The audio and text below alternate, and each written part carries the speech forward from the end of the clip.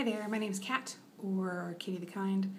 I'm a single mom of 4. I'm in college, and I'm currently maintaining a relatively high GPA. I've got a 4.0 for all of the coursework that I've done since having kids. And people keep asking me how I do it. So I figured I'd start a vlog with study tips and mom and school tips. So here's the thing on the mom and school thing. The first thing that I found is that you need to take advantage of all of your resources. Right now I am currently living with my mother, and she helps out with a lot as far as the kids are concerned. On the days that I can't pick them up from daycare, she does, or on the days that I can't drop them off, she'll pick them up. Oh, she'll drop them off, and then I'll pick them up. The other thing is that you have to make the most out of your time. You have to schedule. You have to set things up in advance. You have to know in advance what's coming during the week, so you have to kind of plan a bit. But there's no reason why you can't be a mom and go to school at the same time and have things work. You'll have to pardon me. I'm in a study room at the library right now because I am between classes. This is a key example of using time. I'm currently between classes. I didn't expect to have a break today, but I've got about a 30-minute break between, so I figured I'd record real quick and get this together and then post it later. So what I was saying is that you have to use your resources. And then another thing that helps is, especially with being in school, knowing your own strengths and weaknesses. I happen to be in an advantage, have the advantage of having been to college before, so I kind of know where I'm strong study-wise and where I'm weak study-wise and what I need to do. So personally, for me, I know that I have to hear things and I need to write them down in order for me to learn. So I take extensive notes during lecture that I probably look at maybe 40% of the time later. But just the act of writing out those notes and outlining what the professor's talking about while I listen to it makes the biggest difference in the world for me in doing well on the tests later. So if you don't know how you learn, there are assessments that you can do that are free. If you just Google it, I'm sure you can find one. You just run through and it'll tell you what your best learning style is.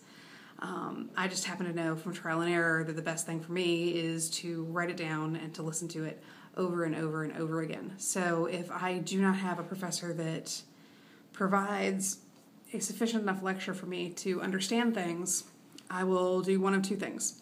I will sometimes read the chapter out loud and record myself reading it and then listen to it. Now, you can get textbooks on tape. Well, not on tape.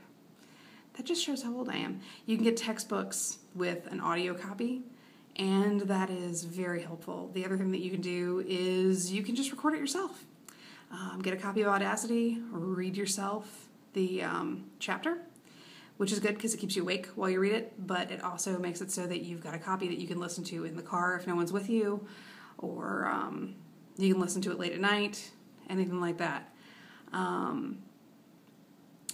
The other thing is that if I have a professor that's not providing me with the things that I need, as far as in lecture, I will go online and find a professor. A lot of them are putting their lectures up on YouTube. I will go grab one of those and I will listen to a professor that's online who's doing a similar course using similar books. So you kind of have to play to your strengths. If you're good at something, go with it. If you're not good at it, find a different way to do it. Another thing is to have realistic expectations about your situation. When I was younger, I would take 18 hours a semester. I am currently taking 13. One of those was a PE that only ran for half of the semester.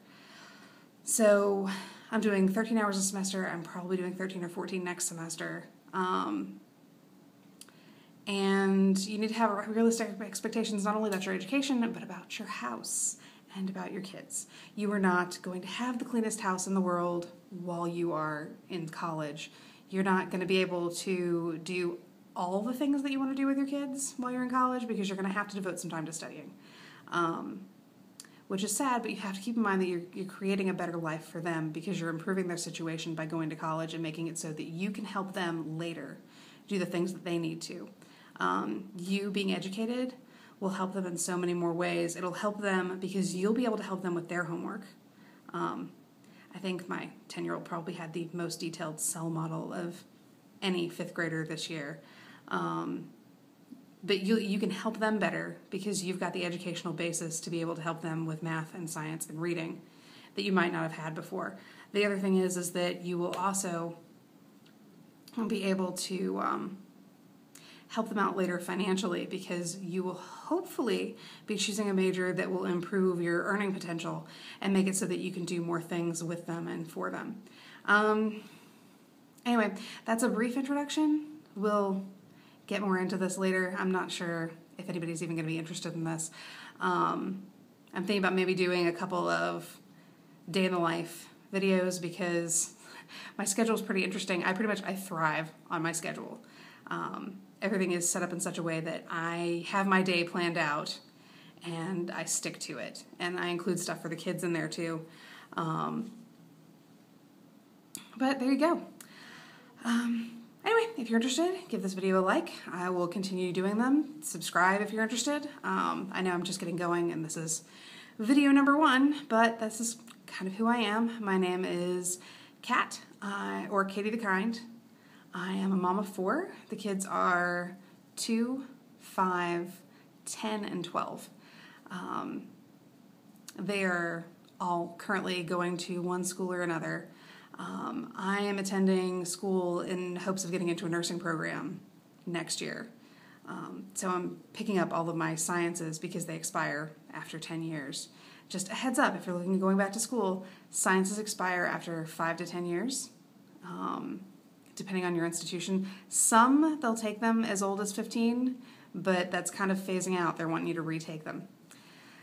So if you can get in before and retake your sciences early on, it's good. Either that, or if you can get in before you've hit 10 to 15 years, if you're intend to go back, because essentially your courses are useless after that.